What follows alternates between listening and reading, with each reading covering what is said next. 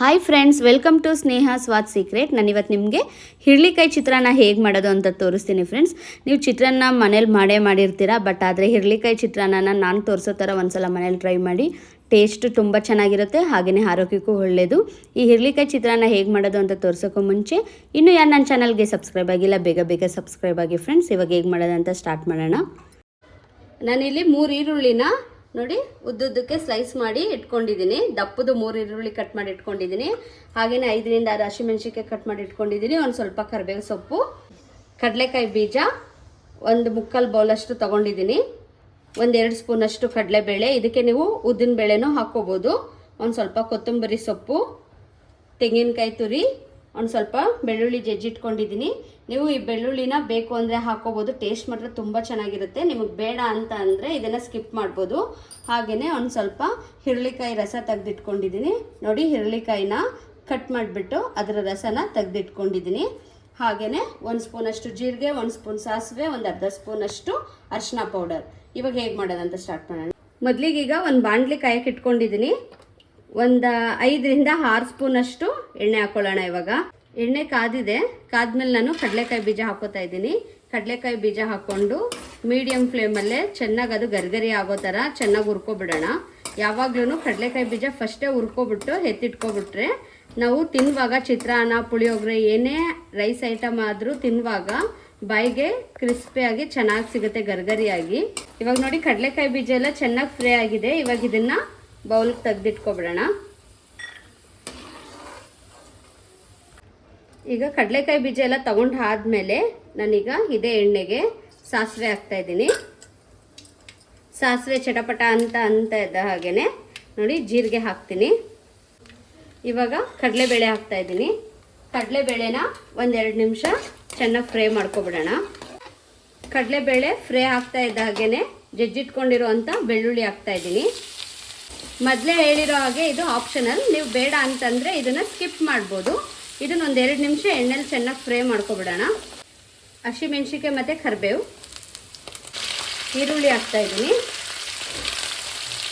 ಇವಾಗ ಇದನ್ನೆಲ್ಲ ಚೆನ್ನಾಗಿ ಎಣ್ಣೆಯಲ್ಲಿ ಚೆನ್ನಾಗಿ ಫ್ರೈ ಮಾಡ್ಕೊಬಿಡೋಣ 1-2 ರಿಂದ 3 ನಿಮಿಷ. ಇವಾಗ ಇದಕ್ಕೆ ನಾನು ಒಂದು ರುಚಿಗೆ ತಕ್ಕಷ್ಟು ಒಂದು ಸ್ವಲ್ಪ ಉಪ್ಪು ಹಾಕೋತಾ ಇದ್ದೀನಿ. ಉಪ್ಪು ಹಾಕೊಂಡು ಒಂದು ಸಲ ಮಿಕ್ಸ್ ಮಾಡ್ಕೊಬಿಡೋಣ. ನೋಡಿ, ಈರುಳ್ಳಿ ಆಲ್ರೆಡಿ ಒಂದು ಸ್ವಲ್ಪ ಚೆನ್ನಾಗಿ ಬೆಂದಿದೆ. ಉಪ್ಪು ಹಾಕೋದ್ರಿಂದ ಇನ್ನೂ ಬೇಗನೆ ಬೇಯುತ್ತೆ. ಇವಾಗ ಈರುಳ್ಳಿ ಕಂಪ್ಲೀಟಾಗಿ ಚೆನ್ನಾಗಿ ಎಣ್ಣೆಲಿ ಫ್ರೈ ಆಗಿದೆ.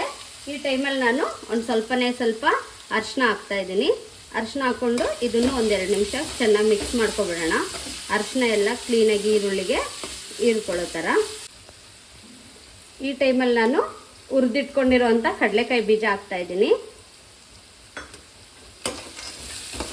ಹಾಗೇನೆ ಈ ಚಿತ್ರಾನ್ನ ಗೊಜ್ಜೇನಾದ್ರೂ ನೀವು 1-2 ದಿನ ಇಡ್ತೀನಿ ಅಂತ ಅಂದರೆ ಈ ಟೈಮಲ್ಲೇ ತೆಂಗಿನಕಾಯಿ ತುರಿ ಹಾಕ್ಕೊಂಡು ಇದನ್ನು ಹಸಿ ಸ್ಮೆಲ್ಲೆಲ್ಲ ಹೋಗೋ ಥರ ಎಣ್ಣೆಲಿ 1-2 ನಿಮಿಷ ಫ್ರೈ ಮಾಡ್ಕೋಬೇಕು.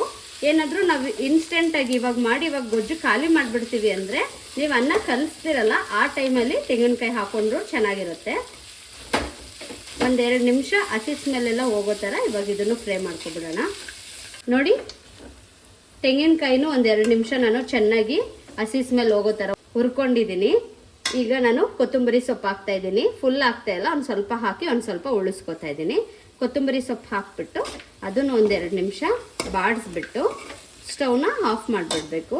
ಇದು ಕಂಪ್ಲೀಟಾಗಿ ಆರಬೇಕು, ಆವಾಗಲೇ ನಮಗೆ ಚಿತ್ರಾನ್ನ ಅನ್ನ ಕಲಸೋಕ್ಕೆ ರೆಡಿ ಆಗೋದು. ಈ ಗೊಜ್ಜು ಇದು ಬಿಸಿಲೇನೆ ಕಲಸಕ್ಕೆ ಹೋಗಬಾರ್ದು. ಇವಾಗ ಕಂಪ್ಲೀಟಾಗಿ ಇದು ಆರಲಿ. ನೋಡಿ, ಇವಾಗ ಇದು ಕಂಪ್ಲೀಟಾಗಿ ತಣ್ಣಗಾಗಿದೆ. ಈ ಟೈಮಲ್ಲಿ ನಾನು ಆವಾಗಲೇ ತೋರಿಸ್ದೆ ಅಲ್ವಾ, ಹಿರಳಿಕಾಯಿ ರಸನ ಹಿಂಡಿಟ್ಕೊಂಡಿದ್ದೀನಿ. ಈ ರಸನ ಇಲ್ಲಿಗೆ ಹಾಕ್ತಾ ಇದ್ದೀನಿ. ಹಾಕ್ಬಿಟ್ಟು ಒಂದ್ಸಲ ಚೆನ್ನಾಗಿ ಮಿಕ್ಸ್ ಮಾಡೋಣ. ಹಿರಳಿಕಾಯಿ ರಸ ಎಲ್ಲ ಮಿಕ್ಸ್ ಆದ ತಕ್ಷಣವೇ ನೋಡಿ, ನಾನು ಆಲ್ರೆಡಿ ಅನ್ನ ಮಾಡಿ ಚೆನ್ನಾಗಿ ಆರಿಸಿ ಇಟ್ಕೊಂಡಿದ್ದೀನಿ. ಬಿಸಿ ಅನ್ನ ಹಾಕಬಾರ್ದು. ಆರಿಸಿ ಇಟ್ಕೊಂಡಿರೋ ಅನ್ನನ ನೋಡಿ ನಾನು ಒಂದು ಸ್ವಲ್ಪನೇ ಈ ಬಾಣಲಿಗೆ ಹಾಕ್ಕೊಂಡು ಚೆನ್ನಾಗಿ ಗೊಜ್ಜು ಅನ್ನ ಎಲ್ಲ ಹೊಂದ್ಕೋಬೇಕು, ಆ ಥರ ಕಲಿಸ್ಕೊಬಿಡೋಣ. ಇವಾಗ ನೋಡಿ, ಕ್ಲೀನಾಗೆಲ್ಲ ಮಿಕ್ಸ್ ಮಾಡ್ಕೊಂಡಿದ್ದೀನಿ.